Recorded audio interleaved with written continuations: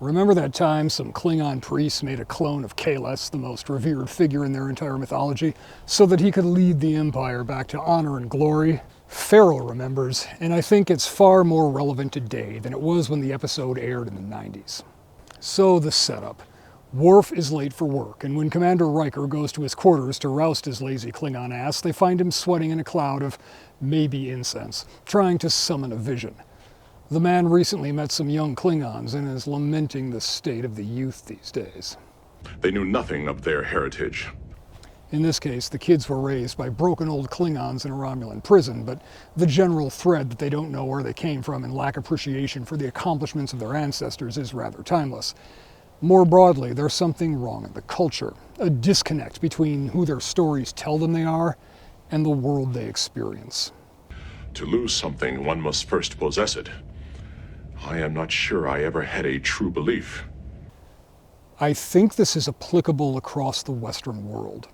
Speaking specifically for America, how many of us truly believe in liberty? Most of our politics is about trying to reduce the liberty of people we don't like. Representative government is a sham, more about manufacturing the illusion of consent than channeling the will of the people.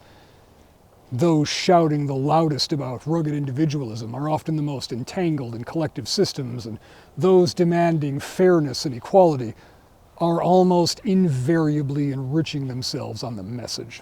We have these powerful myths of the frontier, of freedom, and defeating empires, but our present reality doesn't reflect them. We're always trying to recapture some of it. I bet a lot of us know how Worf feels here. So he heads off to a Klingon monastery to sort some things out, the place where, according to prophecy, Kahless will return one day to lead the Klingon people to greatness again. And during one of Worf's vision-seeking sweatbox sessions, Kahless appears before him in the flesh, just as the prophecy foretold. I am Kahless, and I have returned. Now, this isn't some primitive screwhead in a cave. This is happening in an advanced technological society with a deeply embedded scientific base and institutions going back centuries. Strange men appearing in clouds of smoke is no basis for a system of government. Then again, we live in a world that seems to be run by demon worshippers, and major geopolitical decisions are based on misread prophecy, so there's that. Of course, not everyone accepts that Kahless here is the real deal. I have returned because there is a great need in my people. Imagine for a moment if the United States, in a bid to truly make America great again, installed a clone of George Washington as president. Out on the stump in Revolutionary-era garb, repeating well-worn stories and policy quips. It's ridiculous on the face of it, but it speaks to something. You still do not believe it is me, do you, Worf? I want to believe. Because there's something appealing about going back to simpler, better times, especially mythologized better times with the rough edges smoothed away. But Worf isn't completely buying it.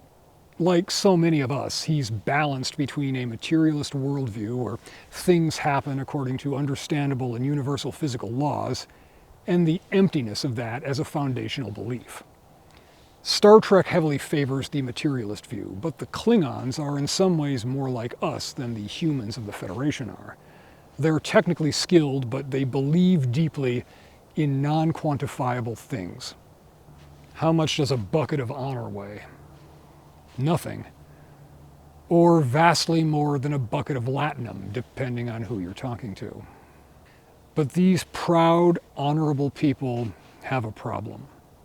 The Enterprise comes to take this Kahless fellow to Kronos. Gowron, the leader of the Klingon High Council, explains it as, If you had wanted to run tests on Kahless, you should have sent a Klingon ship for him. And have him begin spreading his poisonous lies through a ship of loyal Klingons? Never. But there's another aspect to this. Gowron is in power because of a mediation by Captain Jean-Luc Picard. The Klingon Empire has been at peace with its old enemy, the Federation, but that peace sometimes looks like subordination. And now, once again, here comes Picard riding up in a Federation starship with another contender to rule the Klingon people. There's going to be some resentment. Something smells like vassal in here. Yet the Klingons could stand proud on who they are at that moment. They have an honorable peace with the Federation. They stand as sovereign equals when so many other civilizations have been absorbed. They could maintain their warrior spirit and independent nature while adapting to the conditions they live within, adapting to a changing world. Europe had to do it post-World War II, going from the center of the world to wedged between two superpowers. Now America has to figure it out as the unipolar neoliberal order crumbles. Were it only so easy as cloning a dead hero to be a figurehead. But Gowron knows what's up, and he's not having it. There is a dialogue between him and Worf that captures the split between the materialist view and the deeper need for meaning. Gowron sees this as something that will break the Empire apart into warring factions. Even now, there are warriors on my own ship who want to see Kahless. There are others who believe he is an imposter. The divisions are already forming. And he's almost certainly right. Worf speaks to something more esoteric. Only with his help can we revive the pure warriors within ourselves. Worf is talking about foundations while Gowron is looking at structures. A viable house needs both. After Kahless tells a story about a fool refusing to seek shelter from a storm, Gowron attacks not the foundation, but the structure. What was his name? Describe him to us. What was he wearing? How tall was he? What color? What his eyes? And then proceeds to whoop his ass in a fight. The greatest warrior of them all.